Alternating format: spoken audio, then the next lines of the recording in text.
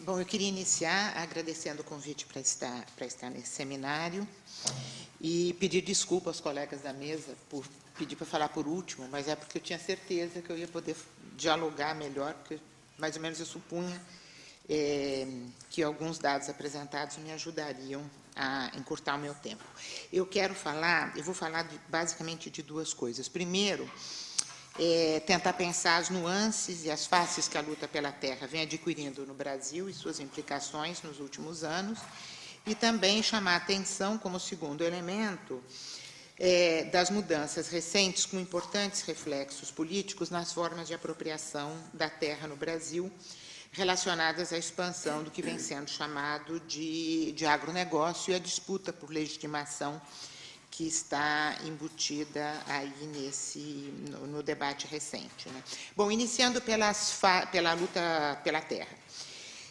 Fazendo um rápido percurso histórico, acho que a gente poderia dizer que até a década de 1970, a principal força que impulsionava a luta pela terra no Brasil eram as demandas de trabalhadores que já viviam na terra, como poceiros, como foreiros, como arrendatários, ou seja, trabalhadores que viviam na terra de forma precária, sem deter o título de propriedade, que trabalhavam para outros, né? E que resistiam às tentativas de expulsão. Não por acaso, o lema do jornal Terra Livre, que foi editado pelo Partido Comunista Brasileiro entre 49 e 64, era terra para quem nela vive e trabalha. Era esse o sentido da reforma agrária naquele momento, né? É a partir desse público que se desenvolve, então, a demanda por reforma agrária, e é a partir dela que se criam as principais organizações de representação de trabalhadores do campo, associações, uniões, ligas camponesas, os primeiros sindicatos. Construindo como principal adversário o latifúndio, entendido, segundo Moacir Palmeira, Regina Novaes, para além de uma grande propriedade, como expressão de determinadas relações de poder e um sistema de relações sociais. Também quero chamar a atenção para o fato de que as lutas salariais, nesse momento, elas, embora politicamente, muitas vezes elas fossem construídas como alguma coisa diferente da luta pela terra, em diversas situações, elas se encontravam, elas não eram tão separadas. Fiz um levantamento sobre as greves no período 45-64, e as reivindicações por terra eram muito presentes nessas greves, né?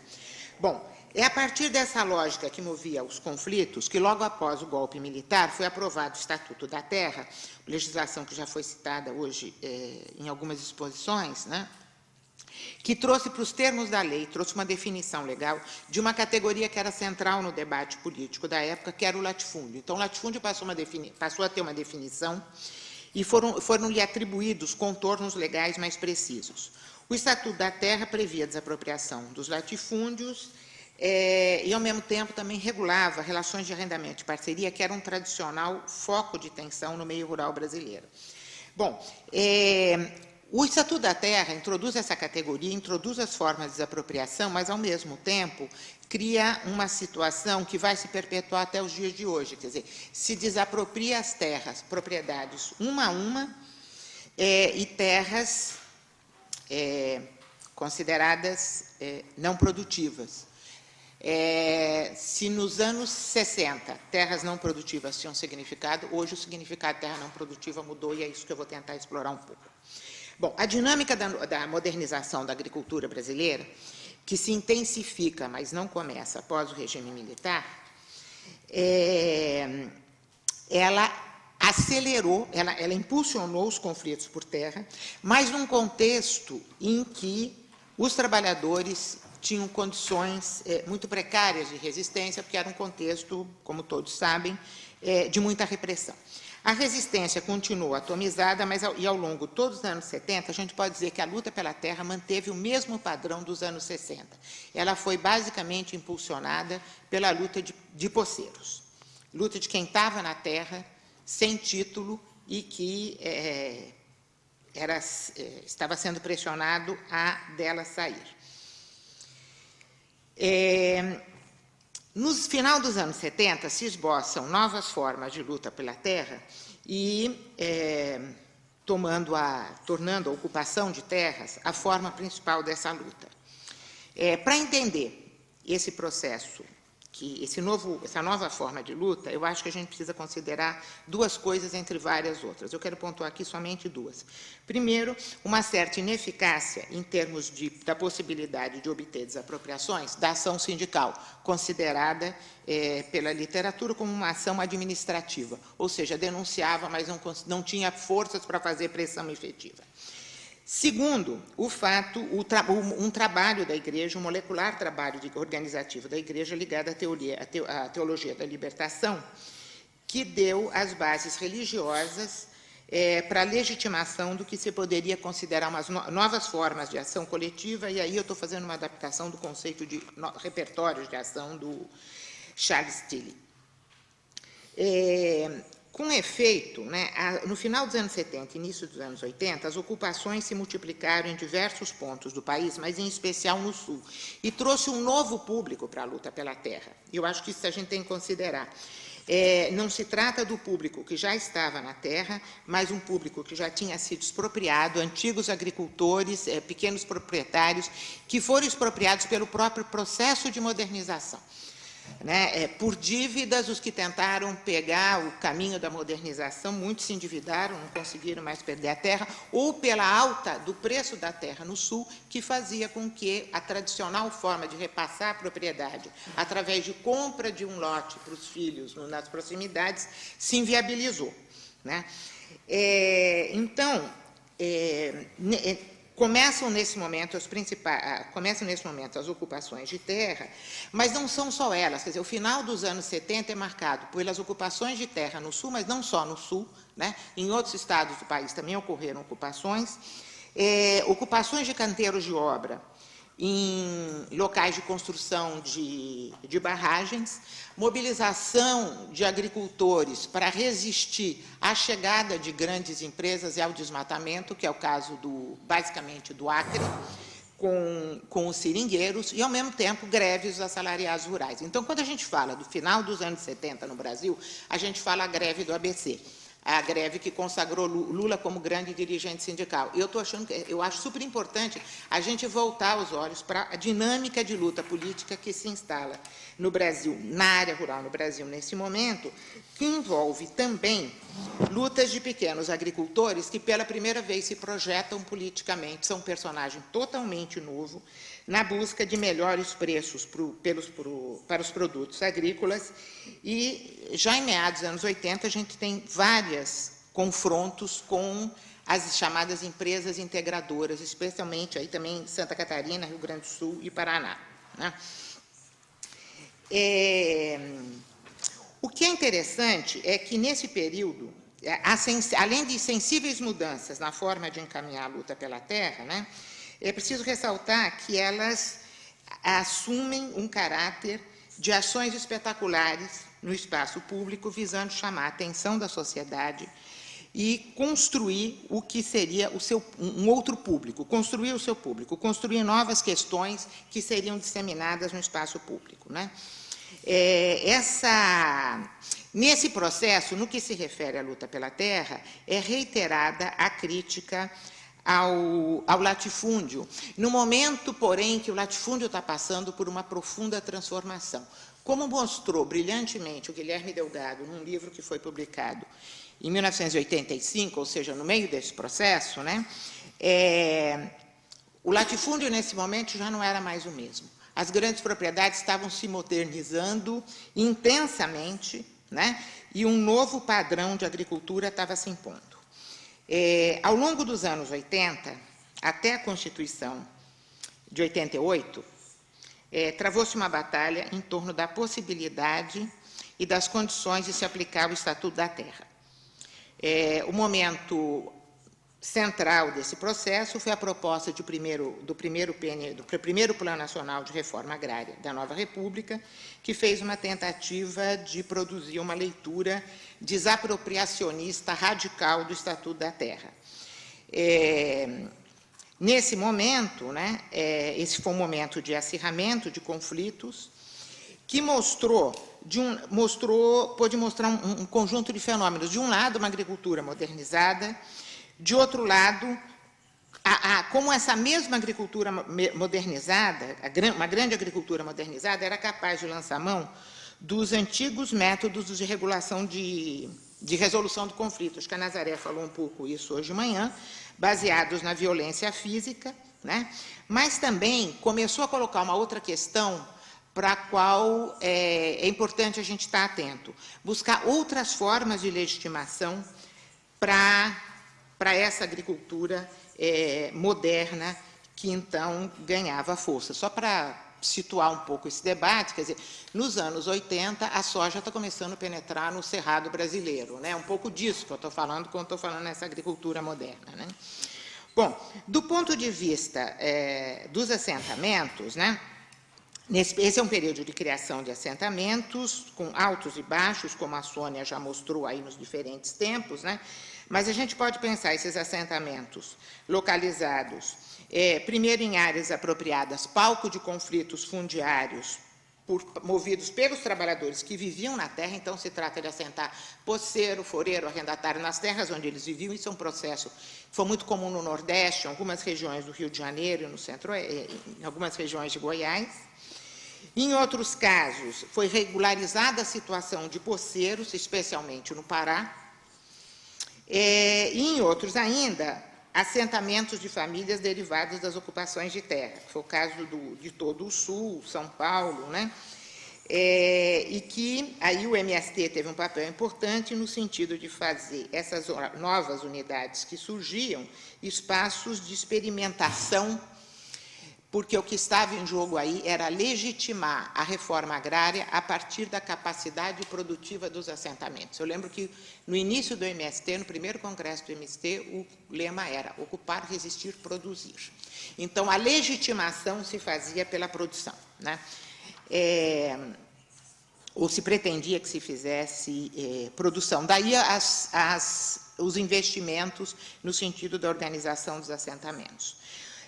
O fato é que as décadas de 80 e 90, como já foi mostrado, foram marcadas pelo aumento exponencial das ocupações, mas à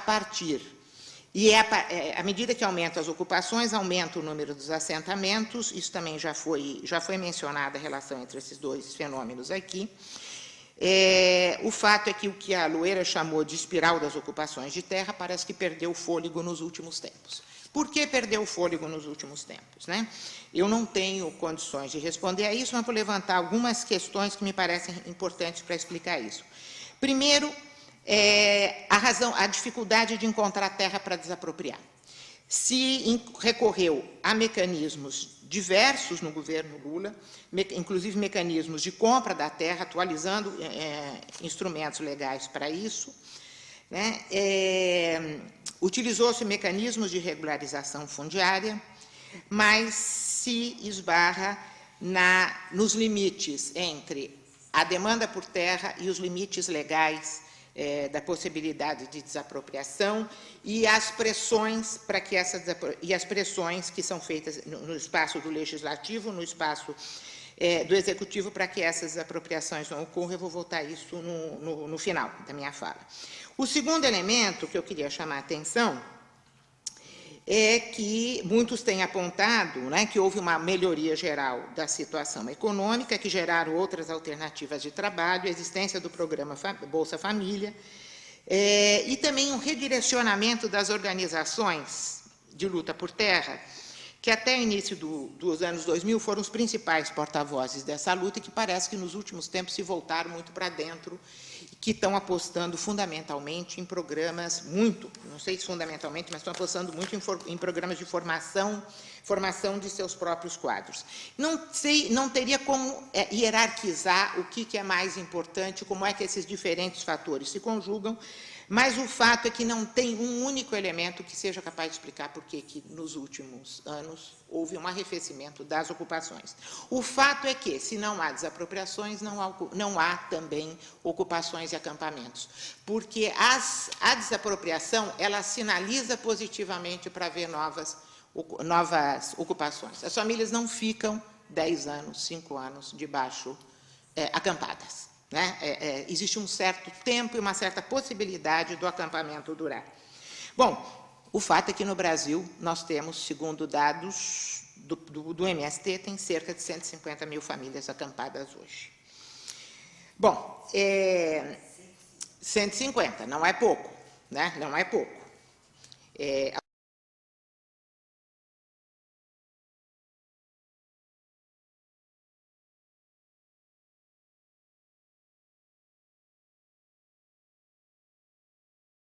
Alguns há vários anos, né?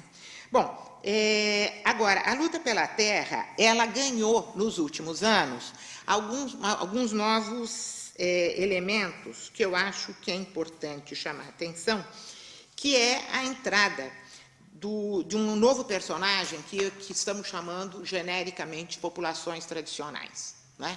A Constituição de 88 abriu uma brecha para as populações quilombolas, que são populações, são grupos de pessoas cuja origem, possivelmente, seriam grupos de negros ex-escravos, localizados em pontos isolados do país.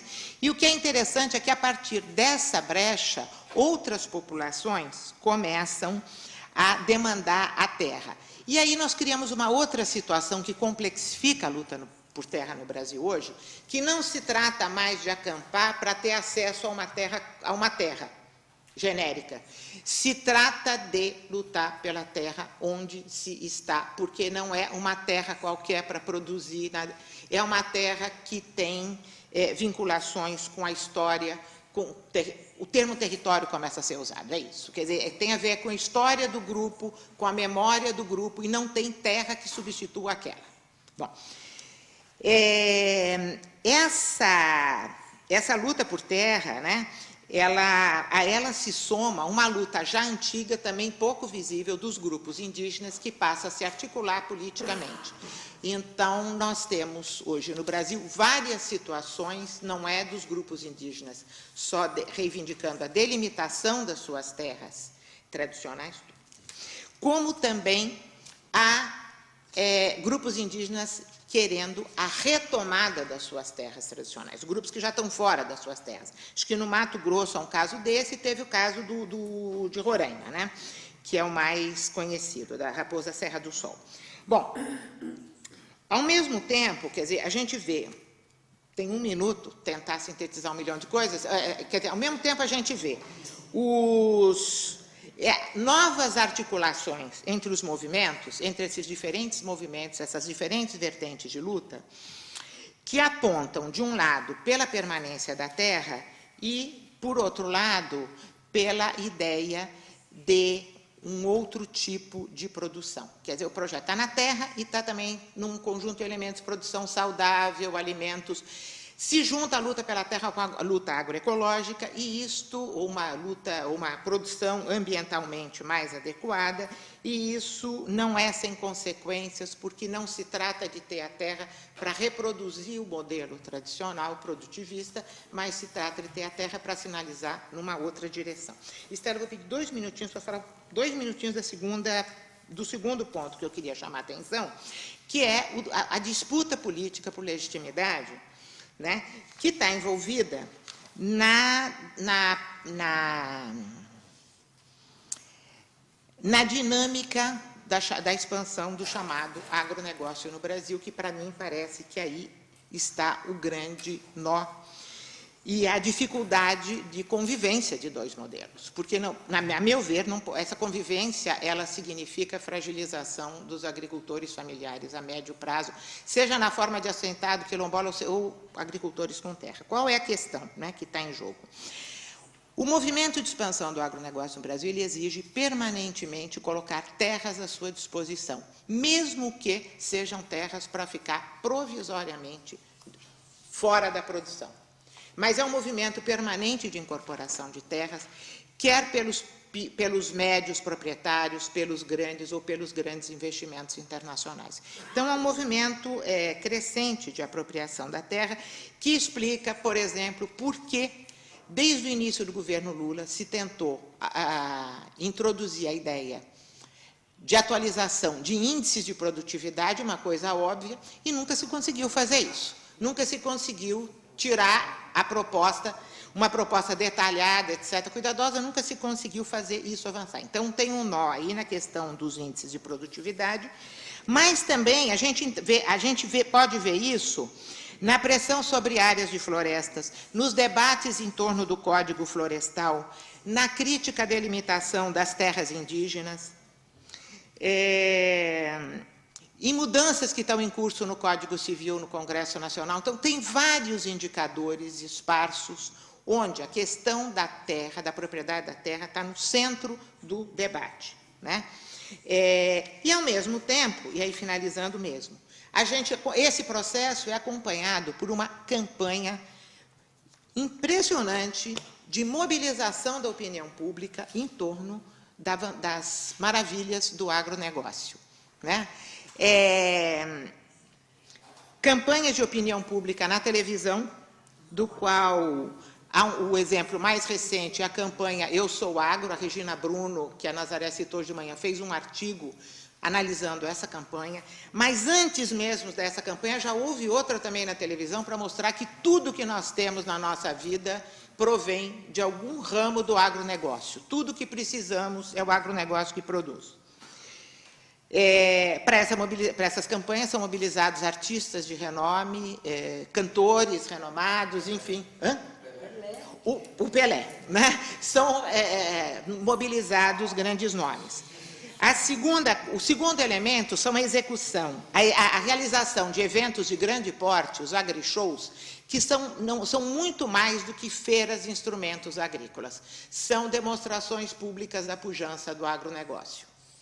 Um terceiro elemento importante que eu acho que o Caio tocou um pouco hoje na fala dele, é uma disputa para saber quem é que produz o PIB, quem é quem na produção do PIB do Produto Interno Bruto agropecuário brasileiro, né? E, no bojo desse debate, uma campanha, um debate importante que se trava no Brasil hoje, de que, na verdade, essa oposição à agricultura familiar e agronegócio é uma enorme falácia. Na verdade, os agricultores ou são agronegócio ou são agricultores atrasados, que estão fora do mercado, que não têm futuro, que não representam nada e que, então, não fazem muito sentido, né? Quer dizer, então, é nesse quadro que a gente tem que pensar o significado da luta pela terra hoje e as dificuldades que os próprios movimentos também têm de conduzir essa luta. Concluindo mesmo, o que eu quero terminar, né, reafirmando um pouco o que a Nazaré falou hoje de manhã, que nunca no Brasil a questão agrária esteve tão no centro do debate, né? A questão fundiária no Brasil é uma questão candente que opõe, que recoloca questões antigas, mas também recoloca questões novas, porque não é só mais a questão de ter ou não acesso à terra, mas é a questão, o que está em debate é um modelo de desenvolvimento, são concepções do que é agricultura, concepções do que é o ambiental e assim por diante. Desculpe ter passado o prazo.